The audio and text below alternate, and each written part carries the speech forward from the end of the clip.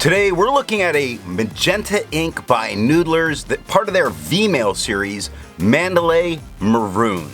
Now, as always, there's timestamps down below so you can skip around, but if you've got the time, it really does help out the channel if you check out this entire video. Also, if you'd prefer to take a look at more Magenta inks, there's a link to that playlist down in the description. Now, if you're new here, hi, I'm Adam, and I'm an ink guy. I get inks, test them, and share the results with you. Put out a new video every single day. And if you're not new here and we've met before, then welcome back.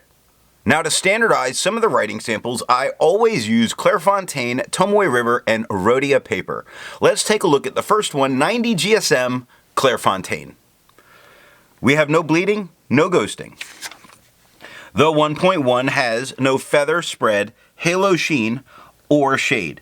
The extra fine is quite a bit lighter than the stub, with no feather, spread, halo sheen, moments of shading, not really very much. You see it's much lighter on the FO of Fox and darker on the X. So when it's lighter, it's a bit pink leaning. 7 seconds to dry. Medium is about the same tone as the extra fine. With no feather, spread, halo sheen, it shades better. Brown goes from darker to lighter, and those lighter tones, again, a bit pink leaning. Quick goes dark to light to dark, 10 seconds to dry. The scrubby for both show decent color variation, and we really do get it in the medium much more than the extra fine. The smear test says you could recover it if you smeared while you were writing. To have a range of experience with this ink, all of the writing samples are always done with a Jinhao 159 with a 1.1 stub, a Jinhao X 450 with a medium, and a Jinhao X 750 with an extra fine. Then, a Platinum 3776 with a music nib was inked up, used for a day, and used to take the notes for this video. Now, let's take a look at the second standard paper, 52 GSM Tomoe River. We have no bleeding or ghosting. The 1.1 has no feather, spread, halo sheen, or shade. The extra fine is a little bit lighter than the stub. With no feather, spread, halo sheen, it does offer some shading spots. Look at how brown starts darker and gets lighter. Over starts lighter and gets darker. 11 seconds to dry. The medium is about the same tone as the extra fine, with no feather, spread, halo sheen, again showing a little better shading here than the extra fine. Quick goes from darker to lighter to darker, and brown goes darker to lighter to darker. Again, these lighter tones tend to be a bit pink leaning, 15 seconds to dry. The scrubby for both, far left to far right, don't really show color variation. That's because the scrubby lied. And we do get some of it in the writing. Now the smear test, because it's Tomoe River, it's not the ink, you probably could not recover if you smeared while you were writing. I agree with Vita, and I've learned a lot by doing multiple chromatographies. The one on the left is done the way it's supposed to be done. A line of ink is put down, and then it's immediately put in the water for 10 to 15 seconds.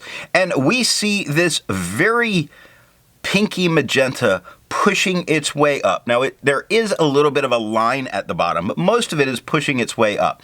And as it comes up, we see a yellow, but this kind of orange in there also, showing this is a pretty complex ink in some of its mixing and interesting choices, which makes some of the shading look really nice. Now, the one on the right is let dry for 10 minutes before it's dunked in the water. And we really see that line along the bottom has joined with that paper. It's really quite permanent in there. We see a bunch of that pink has pushed its way up, and it's very uniform pushing up. We see the yellow and an orange line all the way across the top. I do expect this to be a little bit more resilient in ink. The last standard paper is 80 GSM Rhodia dot pad. And here we get no bleeding, no ghosting. The 1.1 has no feather, spread, halo sheen, or shade. The extra fine is a bit lighter than the stub, with no feather, spread, halo sheen, moments of shading, like brown goes from darker to lighter to darker. Over goes lighter to darker, and quick goes dark to light to dark. Still getting that kind of pink leaning in its lighter tones. 8 seconds to dry. Medium is just a tad lighter than the extra fine, with no feather, spread, halo sheen, Nice shading. Look at Fox going light to dark, brown going dark to light, quick going dark to light to dark. 11 seconds to dry. Now the scrubbies, far left to far right, do show some color variation, and it is very nice in the writing sample. The smear test, you could recover it if you smeared while you were writing. Resistance tests are done to see how this ink can be expected to perform on the page, and more importantly, how hard it may be to clean from your pen. The smear is allowed to dry for 3 days. Is that 6? 3 days before testing. Looking at the highlighter, it performs as well as I really expected it. Looking at the chromatography, this is a very safe ink to use in a note-taking situation if you have to go back and highlight, which it's obvious when you look at what's going on in the water, where it's really only lifting the darkest tones, but leaving most all of this ink still there. Pen flush is really starting to break it down. You do see where it's starting to think about giving some of the white of the paper coming through. The 1/3 bleach solution is completely removing it, but kind of discoloring the page some, leaving it a little yellow. Now, it took pen flush for me to get this completely out of the converter, not out of the feed. The pen itself wasn't a problem. It just held on to the converter a little bit more, but I was kind of expecting that, and I don't mind having to use pen flush once in a blue moon. I very rarely have to actually use it. For the additional writing samples, the paper's changed up all the time just to go ahead and give additional experiences with papers. This next paper is White Lines paper. Now, White Lines paper is not really made for fountain pens, which is the reason that you're going to see all of these bleed spots showing through. And there's enough bleed that up here in what would be the extra fine, we get a lot of ghosting. But down here, where we're in the medium, strangely, not so much ghosting. And of course, we do see it at the scrubby, which isn't a problem. I do think this would probably prevent me from using the back of the page, just because I don't want those dots coming through on both sides. But I don't know that it would prevent most people from it, so you most likely could use the back of the paper. Now, the stub has no feather spread, halo sheen, no shade. It's actually performing incredibly well here. The extra fine is a bit lighter than the stub, with no feather spread, halo sheen, no shade, 2 seconds to dry. Medium is a little lighter than the extra fine, with no feather spread, halo sheen. It shows spots of shading, like Fox goes lighter to darker, brown goes darker to lighter. 3 seconds to dry. Now the scrubby of the medium is showing some color variation. The extra fine shows some, but is not having it up there. The medium does have it. The smear test, you could recover this if you smeared while you were writing.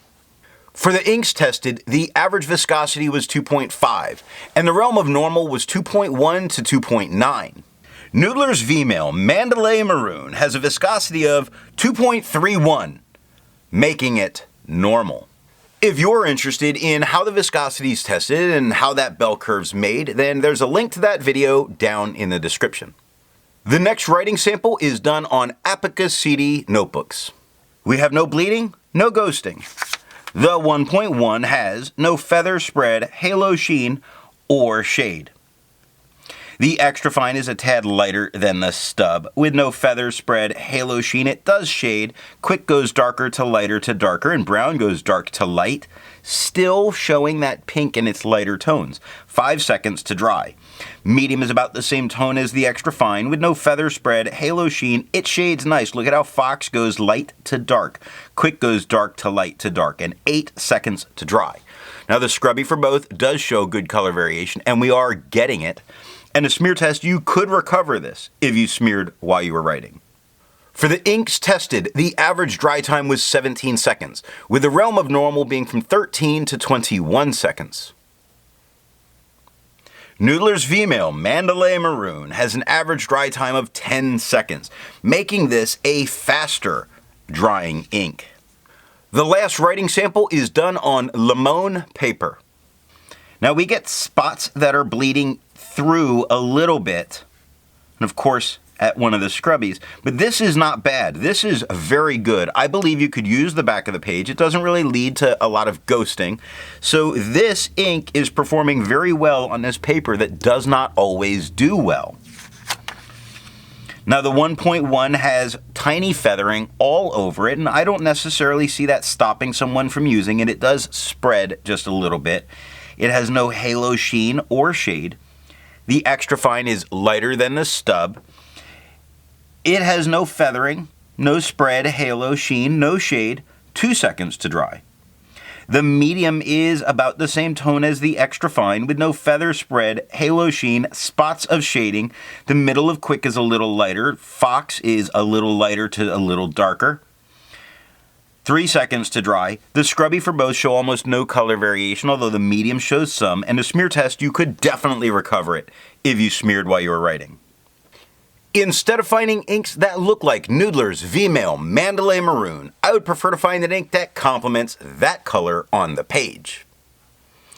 I went with a nice purple, and I chose Callifolio's Violet, because the right purple and violet together, just for some reason, I enjoy them. Now, if you'd prefer a different complement color, then down in the description is links to different color playlists. So what do I think of Noodler's V-Mail Mandalay Maroon? This magenta is pink leaning, which I don't care for. When it shades, it does so very nicely. It has decent tone variation, just not tones I personally want as I'm writing. So what nib and pen will give the best writing experience with this ink? I think a medium to dry pen with really whatever nib size you would prefer will put the better tone down on the page in its darkers, and if you like that pink shading, it's going to shade to the pink. So it's not about choosing what I like best, but what looks best for this ink. I hope you got something out of this video, and tomorrow we're going to take a look at Sheaffer Blue Black.